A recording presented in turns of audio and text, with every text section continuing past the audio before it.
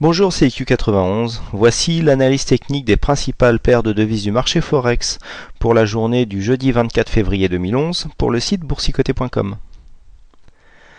Aujourd'hui, donc sur la paire euro contre dollar américain, nous avons une confirmation ici de la reprise de tendance haussière puisque nous sommes venus casser ici cette fameuse résistance des 1,3786. Après une petite faiblesse en début de séance, nous sommes venus chercher l'overlap avant de venir casser ici cette résistance. Alors, je vais me permettre de détailler un petit peu ce mouvement technique, donc ce qui va nous permettre aussi de déplacer légèrement la résistance. Voilà, là c'est beaucoup plus visible. Alors nous avons une résistance ici qui était une résistance mineure, vous voyez, qui avait marqué un plus haut ici. On était venu descendre, rechercher un autre support des 1,3540 avant de remonter.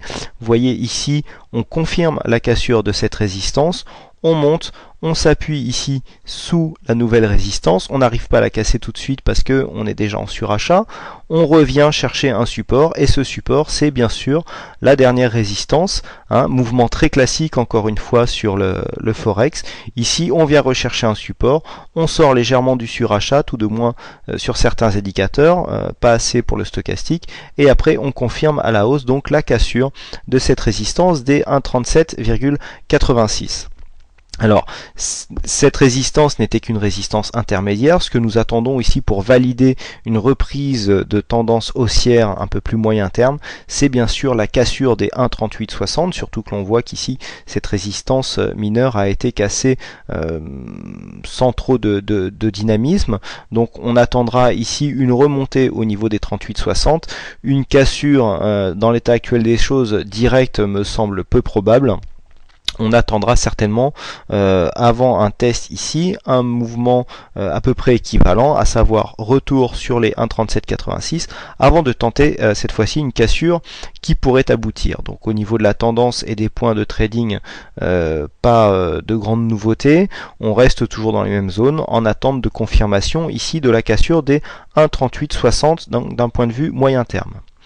Sur la paire livre sterling contre dollar américain, donc le câble, nous avons ici toujours une attente de confirmation de la sortie ici de cette zone de consolidation. Vous voyez ici on est venu chercher, on a commencé à casser et on est venu tester par deux fois quasiment une zone proche ici des précédents plus hauts, à savoir 1,6278, mais par deux fois nous sommes venus ici nous avons eu un échec de cassure ici de cette résistance. Donc ici nous sommes redescendus et là vous voyez qu'en cassant ce point bas, on a un possible double top qui pourrait se valider, à savoir qu'un double top, je le rappelle, c'est deux sommets, ici une tentative de cassure par deux fois d'une même résistance, et on redescend en cassant le point bas intermédiaire. Alors donc nous sommes en phase de validation du double top, on voit ici que le plus bas a été attaqué, donc il est toujours possible de reprendre position puisque nous sommes remontés par-dessus, mais une cassure ici de la zone des 1,61 pourrait nous donner un double top. Alors comme on a un peu de temps, je vais vous faire voir comment calculer l'objectif de ce double top. Donc on se met au plus haut, on trace un segment ici qui vient sur le plus bas, et puis ce segment, on le reporte donc sur le point de cassure. Alors pour reporter ce segment, voilà, on l'attrape et on le reporte ici sur le point de cassure, ce qui nous donne l'objectif baissier de cette figure, et nous sommes ici sur un objectif à 1,5940, donc qui serait l'objectif du double top si toutefois la cassure se validait. On viendrait légèrement plus bas ici que ce support, donc pour plus de sécurité je préfère valider ce genre de figure sur des supports déjà éprouvés, à savoir ici le plus bas des 1,5964. donc voilà, attention pour cette formation en possible double top.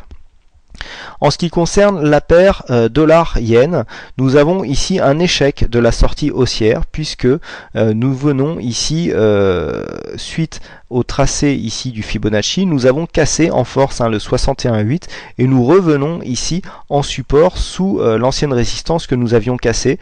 On était déjà venu ici et là on a un échec puisque ce n'est pas une consolidation puisque en fait nous venons casser ici le 61,8. Donc maintenant la probabilité est relativement forte de venir ici continuer à marquer des plus bas, surtout que la dynamique a l'air très forte. Attention, nous avons une survente relativement bien marquée puisqu'au niveau du RSI ici on est aux alentours de 21 points, bien survendu au niveau du stochastique, et un MACD qui tente à se retourner. On pourrait très bien avoir un petit rebond technique pour confirmer ici la tendance de fond. Donc à surveiller ici, on sommes en phase de retournement au niveau des 81,80, 81,77 valeurs que nous cotons au moment où je fais cette analyse. Donc attention ici, phase de retournement. On ne devrait pas pour l'instant casser ce support baissier. On devrait marquer un petit pullback. La force de ce pullback pourra d'ailleurs nous informer sur la puissance de ce mouvement baissier avant certainement de confirmer ici à la baisse et de venir rejoindre les 81,11 points. Au niveau du dollar australien contre le dollar américain, bon ben voilà, comme je vous le disais hier, on est en train de s'inscrire dans une tendance neutre, bornée entre les 0,9943 et par le haut sur les 1,0150. Donc nous reprenons une formation en range sur cette paire de devises.